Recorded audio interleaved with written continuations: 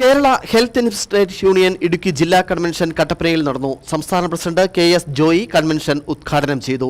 Kattappana rotary club of heritage ഓഡിറ്റോറിയത്തിൽ വെച്ചാണ് convention നടന്നത്.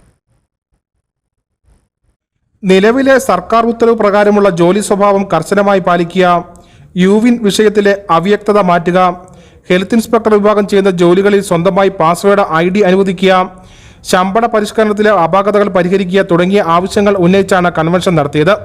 സംഘടനയുടെ സംസ്ഥാന പ്രസിഡന്റ് കെ.എസ്. ജോയി കൺവെൻഷൻ ഉദ്ഘാടനം ചെയ്തു.